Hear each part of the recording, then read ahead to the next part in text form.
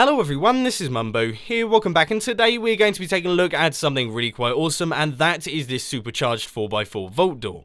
Now this is a build that has been very popular over the history of my channel, with a lot of you really liking all of the designs that I've come up with, and one thing that I can tell you is that with Minecraft 1.8 and all of the new slime blocks that are introduced, this build has got a whole bunch better. Not only is it now faster, it's also got some added functionality, which is always a good thing, so let's take a closer look at it. One of the main problems that people had with my original 4x4 vault door designs is the fact that on one side it looked absolutely brilliant, and then on the other side it didn't look so good. There are exposed pistons and no one likes seeing that sort of thing. So I've decided to change things up a little bit, and as you can see, this door looks exactly the same from both sides, meaning that whatever angle you take a look at it from, it's going to be looking good. But anyway, if we give this a real quick tester, flick this lever here, you will see it has still got the lightning fast opening sequence. Absolutely incredible how fast this door opens, and the closing sequence isn't too bad either. As far as the redstone is concerned, this build is pretty compact. As you can see, it is only 3 blocks deep, which I would say is fairly impressive, especially considering how complicated the mechanism is. However, if space is a bit of a priority for you, then this build is actually 2 blocks wider than the original one that I uploaded. So if you do want to check out the original, a link to that will be down in the description. Another quick thing that I want to say is that if you don't want to build this yourself and you'd much prefer a world download, a link to that will be down in the description, and if you do fancy checking it out, then give it a click, chuck it into your Minecraft world saves folder and take a closer look. But anyway, ladies and gentlemen, I think that's enough waffling on. How about we take a look at how to build this thing? So you want to get things started with a 3x12 area, and the first thing that we're going to be doing is all of the bottom pistons. So you want to go 4 blocks from your edge and place 4 blocks going along just like that, and then redstone dust on top of all of those with redstone torches on the side of those blocks and redstone torches on this side as well. Then grab your sticky pistons and place blocks on top of all of those, just sticky pistons going right the way across all of those redstone torches facing upwards, and then on top of that you are going to be placing blocks on all of the faces of those pistons. Those are going to make up the bottom part of your door, and then on top of this redstone you just want to place regular blocks. That there is going to be your floor level, so that is where you're going to be entering the door. Next up, you want to head over to the middle and place an immovable object up like this. You can use any of them. I prefer to use obsidian, but you can use furnaces, note blocks, or anything like that. Then you want to place 2 blocks up like this, a slime block there, and then go a block out like that and place 2 sticky pistons facing inwards. Then grab your regular pistons and place 2 like this and 2 on the other side. Then you can take out that block there. Then you want to repeat the same thing on the other side, so that is an immovable object right there, 2 blocks going up like this, and then you want to place your slime blocks like that and 2 sticky pistons facing inwards with the regular pistons on either side just like this and just like that. Then you want to head over to your redstone line that you've got down at the bottom, place a block with another piece of redstone dust on top, then a block up like this, a redstone torch, and then another immovable object. This one has to be solid, so that means that you can't use leaves or anything like that. It has to be solid like a furnace or a piece of obsidian or something of that sort of description. But anyway, on the side of this block here, you want to place a redstone torch, a block, and then another redstone torch, another block, and a redstone torch with a block on top just like this.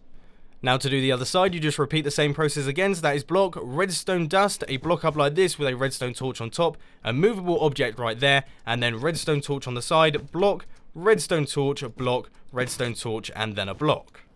Now for the slightly more complicated part, you want to head down to your redstone line here, place a half slab, and then redstone on top, a block here with a repeater set to 2 ticks, that is going to be running into a block with redstone torch there, a block like this, and then another redstone torch with a block on top.